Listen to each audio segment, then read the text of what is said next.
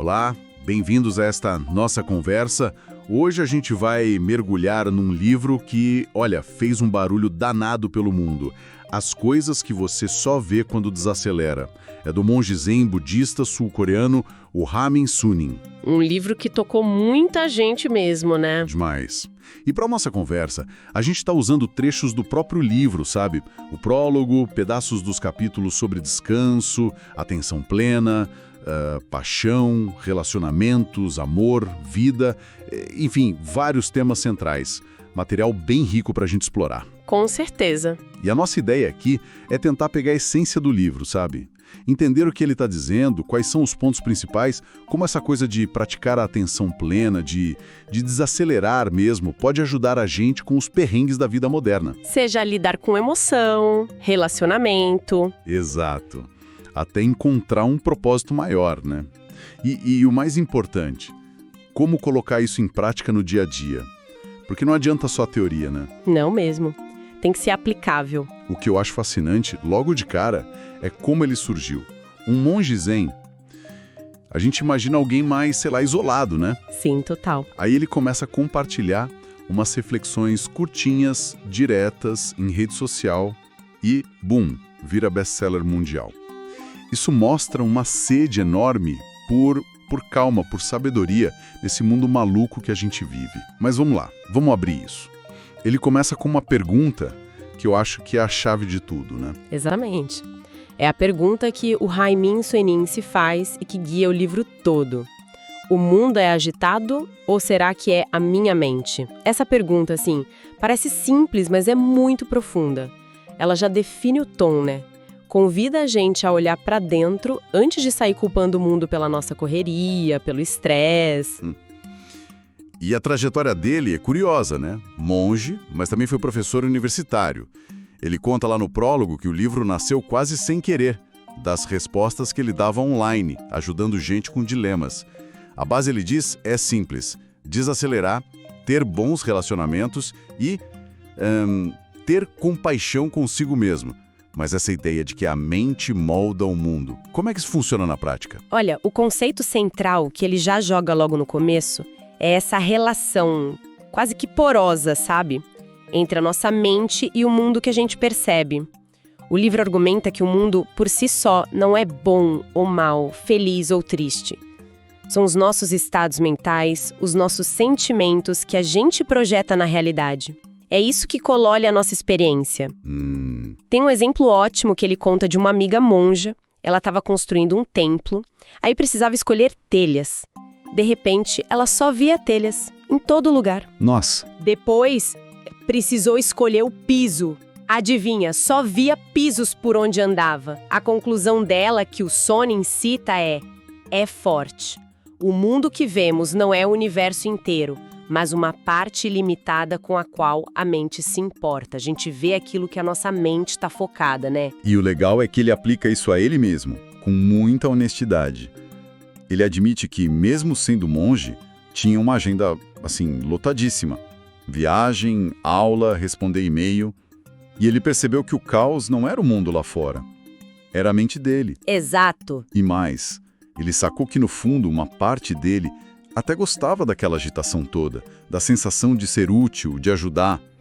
Não é só o mundo empurrando, às vezes a gente mesmo busca essa intensidade, né? Precisamente. E a conclusão prática que ele tira disso é um pilar do livro. Quando a mente descansa, o mundo também descansa. Não é sobre mudar o mundo lá fora primeiro, mas achar um ponto de quietude aqui dentro. E o primeiro capítulo, sobre descanso, já traz várias pequenas pérolas de sabedoria, sabe? Quase umas mini meditações, uns lembretes práticos para cultivar essa calma mental. Sim, são como umas pílulas de insight, né? Por exemplo, essa ideia de que a nossa percepção molda a experiência. Ele usa o exemplo do metrô lotado. Para um, pode ser horrível. Para outro, é só uma cena divertida da cidade. A situação é a mesma, o que muda é a lente interna. E como lidar com as emoções negativas que pintam, tipo a irritação no metrô ou coisas mais fundas. Pimentando com mais pensamento. A analogia que ele usa é muito boa, muito visual, Comida grudada na frigideira, Ah, essa é ótima. né? Se você raspa com força, capaz até de estragar a panela. Mas se você só põe água e deixa de molho, com o tempo a sujeira solta sozinha. Ele sugere que nossas feridas emocionais precisam desse molho, tempo, espaço, não ficar mexendo para cicatrizar. Faz muito sentido. Não é ignorar, mas também não é ficar cutucando, né? E a ideia da consciência como um espaço, como é isso. Sim, ele fala muito do poder de simplesmente estar consciente do que você está sentindo. Só de perceber, tô sentindo raiva, ou, nossa, tô estressado, isso já cria uma pequena distância entre você e a emoção. Ele compara a consciência com o céu. Imenso, aberto, não muda. Entendi. As emoções, os pensamentos, as sensações são como nuvens. Elas vêm e vão. Podem ser escuras, claras, mas não afetam o céu em si. A consciência é esse espaço que acolhe tudo, sem se manchar. E além disso, o capítulo tem dicas bem práticas, né? A importância de dormir bem. Ele até sugere pensar em algo para agradecer antes de dormir, para acalmar a mente. Legal isso. Cultivar o bom humor como uma escolha mesmo e achar pequenas alegrias nos momentos simples, tipo brincar com os filhos, passear. E quando a vida dá uma rasteira mesmo, uma decepção grande, além de não ficar remoendo, o que mais ele sugere? Nesses momentos, a sugestão é clara: pausa. Descansa o corpo, descansa a mente, busca o apoio de amigos, gente que te faz bem, se permite fazer coisas leves, sem culpa, ver um filme bobo, ouvir uma música que te toca, algo que te reconecte com o simples. Faz bem, né? Muito. Ele até fala de viajar sozinho para um lugar especial, para se reencontrar e principalmente praticar a autocompaixão. Falar com você mesmo com gentileza, como falaria com um amigo querido sofrendo. Dizer para si mesmo, eu amo você, vai ficar tudo bem. Nossa, isso é poderoso. E gosto também daquela dica super prática. Se a cabeça tá a mil antes de dormir, pega um papel, anota tudo, tira da mente, põe no papel. É simples, mas pode ajudar a esvaziar um pouco, né? Para poder descansar. Isso já emenda no próximo ponto-chave, que é a atenção plena, o mindfulness. O capítulo 2 tem um título que já soa como desafio. Seja amigo das suas emoções. Como assim amigo da raiva, da inveja? A gente quer mais a distância. É contraintuitivo, né? Totalmente. A nossa tendência é lutar contra, reprimir, tentar controlar essas emoções negativas. Só que o Sunim argumenta que isso só dá mais força para elas, mais energia. Ele usa outra analogia boa. Tentar empurrar a sujeira para o fundo de um aquário turvo só piora. Agita mais a água. Verdade. A sugestão dele, que vem da prática da atenção plena, que é basicamente prestar atenção de propósito no agora, de forma aberta, sem julgar, é observar a energia crua por trás do rótulo, raiva, inveja, medo. Observar sem se identificar e sem ficar julgando se é bom ou mal. Separar a energia do rótulo. Como que funciona isso na prática? O rótulo raiva é uma palavra, algo meio fixo, mas a sensação física, a energia no corpo que a gente chama de raiva, tá sempre mudando, sabe? A intensidade, onde você sente. A proposta é observar essa energia direto, como quem olha uma nuvem ou um rio, sem se apegar ao rótulo. É como refletir a emoção no espelho sem absorver, sem dizer eu sou raivoso, mas sim estou sentindo raiva agora. Essa mudancinha de perspectiva já cria um espaço. E nesse espaço a gente percebe que a emoção não é para sempre, que ela muda sozinha. Se a gente não ficar botando lenha na fogueira com mais pensamento raivoso, é quase encarar a realidade da emoção sem fugir, mas sem se afogar nela. As mensagens curtinhas desse capítulo ajudam nisso, né? Aquela de olhar fundo e ver que quem te magoou também sofre. Isso muda tudo. Muda completamente a perspectiva. Gera compaixão ou, no mínimo, compreensão, o que já desarma muito da nossa própria reação, né? Outra ideia forte é a da dualidade interna. Todo mundo tem um lado mais sombrio, tipo um Hitler interno e um luminoso, uma Madre Teresa interna. E o que ativa um ou outro é muitas vezes o medo ou o amor. Reconhecer isso na gente deixa a gente mais humilde, menos rápido para julgar os outros. E a questão da crítica. Aquilo de que, muitas vezes, o que irrita tanto a gente no outro é um espelho de algo nosso. Uma projeção de medo, de desejo não realizado. Nossa, isso exige uma honestidade danada consigo mesmo para admitir, hein? Exige. Assim como a ideia de que engolir o orgulho numa briga não é fraqueza, é força. A força para conseguir escutar o outro de verdade, em vez de só ficar pensando na resposta. O livro contrasta o que ele chama de resistência interminável que a maioria tem em relação a quem realmente é, com defeitos e qualidades, com o que seria uma vida iluminada. A completa aceitação do que se é. É um ideal alto, claro, mas aponta uma direção. Na prática, então, quando a gente tá mal, tá para baixo, a sugestão é sentar quieto uns minutos e só observar. Como se o sentimento fosse, sei lá, uma dor de cabeça que vai passar. Exatamente, observar a sensação no corpo, os pensamentos que vêm junto, mas sem grudar neles. Como se você estivesse olhando uma paisagem, uma árvore, um rio. Reconhecer, tá aqui a tristeza. Oi, tristeza. Mas sabendo que você não é a tristeza. Você é a consciência que percebe a tristeza indo e vindo. O livro chama isso de testemunha interior. Testemunha interior. Gostei disso. Esse espaço de silêncio, de pura percepção, que existe por trás do falatório da mente. A chave, que ele repete bastante, é trazer a mente de volta para o presente. A maior parte do nosso sofrimento mental vem de ficar remoendo o passado ou se preocupando com o futuro.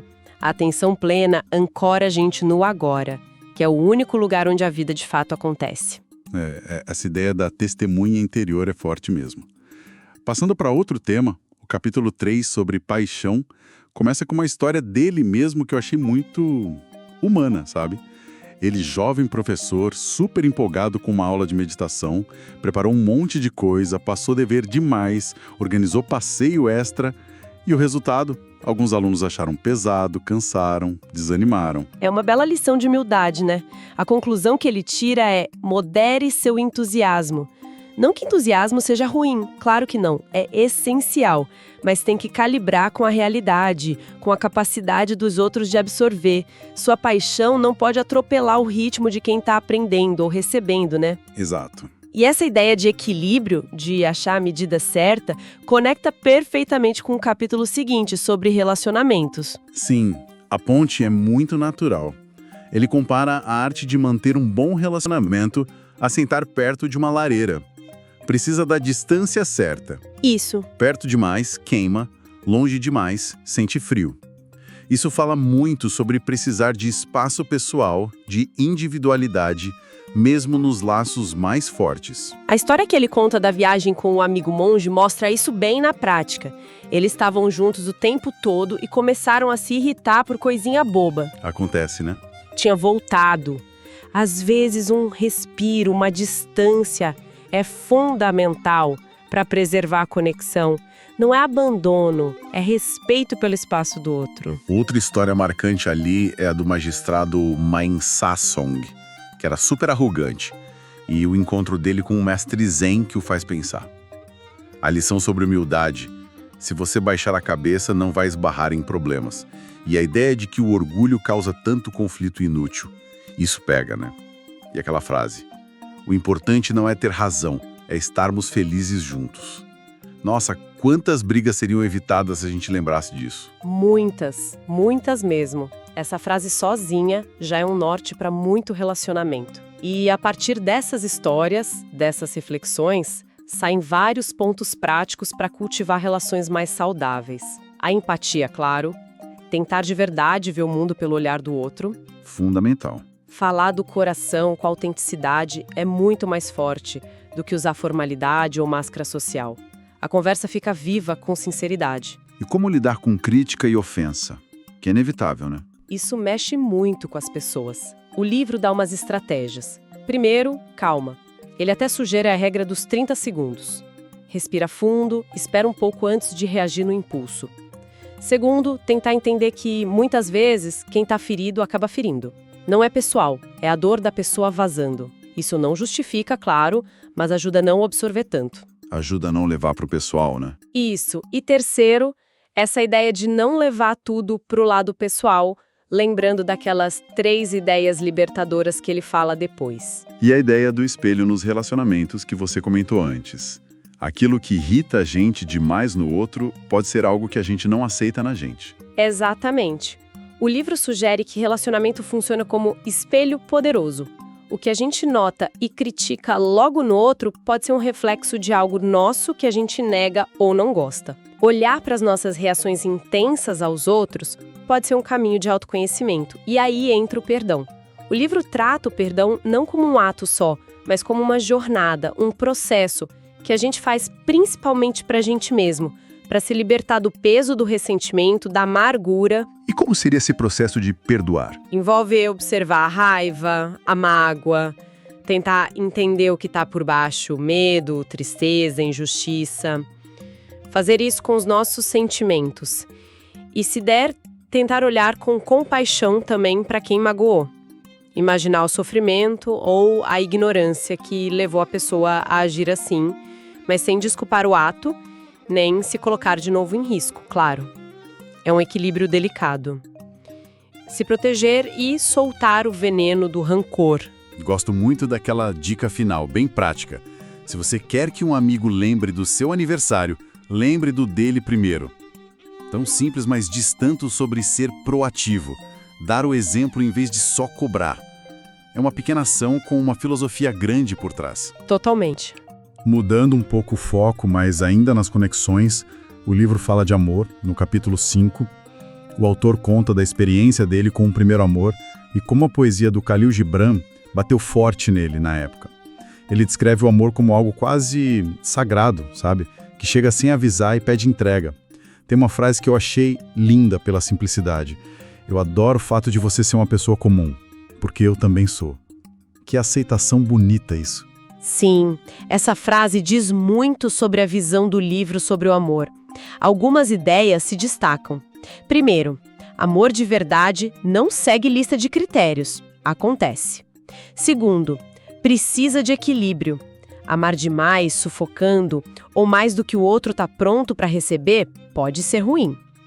Terceiro, é diferente de paixão. Paixão, muitas vezes, é mais sobre nossos desejos, enquanto o amor foca mais no bem-estar do outro. E o principal, amar é aceitar o outro como é, com luz e sombra, sem tentar mudar a pessoa. Essa aceitação parece ser um fio que conecta tudo no livro, né? E isso leva ao capítulo 6, sobre a vida. Adorei a história dele contando que, por ser monge, perguntam se ele sabe Kung Fu. É engraçado, né? Muito. Ele usa isso para mostrar como nossa identidade é vista de jeitos diferentes e para criticar nossa mania de fixar no passado, onde estudou, o que era, em vez de focar no presente e no futuro. Exato. E daí ele tira as 3 ideias libertadoras, que são ótimas para diminuir a ansiedade social. 1. As pessoas não pensam tanto na gente quanto a gente imagina. Estão mais preocupadas com a própria vida. É verdade. 2. Nem todo mundo precisa gostar da gente. É impossível agradar todo mundo e tudo bem, a gente também não gosta de todo mundo. E 3. Muito do que a gente faz, mesmo parecendo altruísta, tem um lado de benefício próprio, e reconhecer isso liberta. Essas 3 ideias são quase um calmante para a preocupação com a opinião alheia. A conclusão prática é: para de se torturar com o que os outros pensam, ouve teu coração e segue mais leve. E sobre o futuro, o capítulo 7 traz uma visão legal sobre o poder de encorajar. Sim, ele mostra como a confiança e as palavras positivas de alguém podem transformar. Conta da professora dele na infância, a senhora Lee, que, mesmo ele sendo uma criança comum, disse que ele teria um futuro brilhante. Aquilo marcou ele, e menciona a profecia do Buda para os 500 discípulos, garantindo que todos chegariam à iluminação. A ideia é que acreditar no potencial de alguém pode ajudar essa pessoa a alcançar esse potencial. É um lembrete do peso e do impacto das nossas palavras. E para quem está buscando o próprio caminho ou vocação, o livro dá uns conselhos bem concretos também, né? Dá, sim, um caminho em 4 passos, basicamente.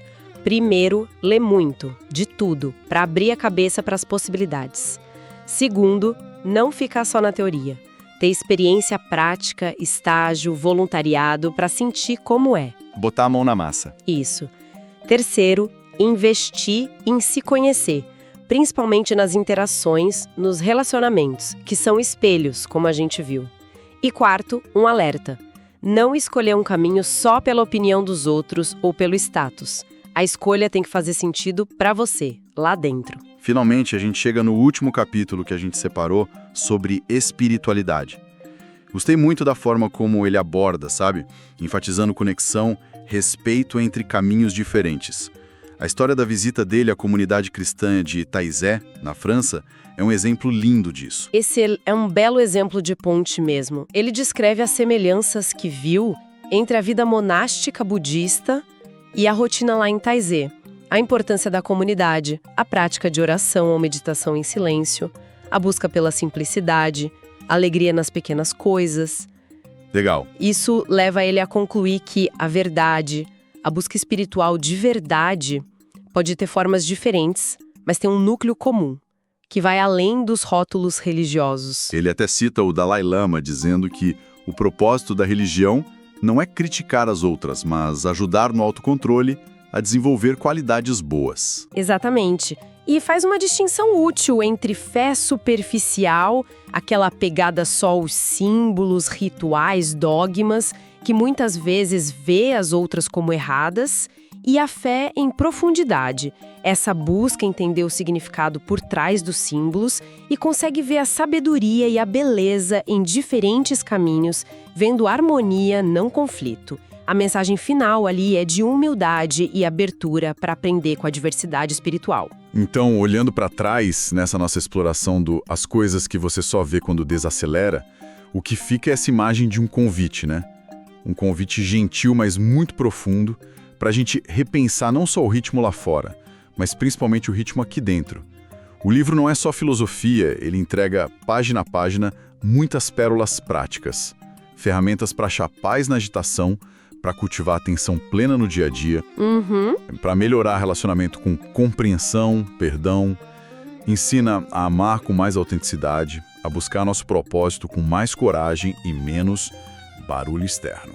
É quase um manual para viver de forma mais consciente, mais conectada. Perfeito. E talvez a provocação final, voltando lá para o título, seja justamente sobre o ver. Desacelerar, como o livro propõe, não é só para relaxar ou ter bem-estar, embora isso aconteça. É, no fundo, sobre mudar a nossa percepção. Quando a gente diminui a velocidade da mente, a gente começa a ver não só o mundo lá fora com mais clareza, as telhas, os pisos da amiga monja, a beleza escondida no comum, a necessidade do outro. Verdade. Mas também, e talvez principalmente, a gente começa a ver o nosso mundo interior com mais clareza. Começa a perceber as camadas debaixo da raiva, da tristeza, a reconhecer aquela testemunha interior silenciosa e sábia. Ou, como o epílogo sugere, falando da nossa face original, talvez a gente comece a ter uns vislumbres de quem a gente realmente é, sabe? Além da correria, das máscaras, dos rótulos. Desacelerar nesse sentido não seria só uma estratégia para lidar com o estresse, mas um caminho poderoso para a gente se redescobrir, reencontrar nossa essência. Nossa, uma bela reflexão para a gente fechar. Espero que essa conversa tenha sido esclarecedora e, quem sabe, um convite para experimentar um pouquinho dessa desaceleração e ver o que aparece, né? Até a nossa próxima exploração.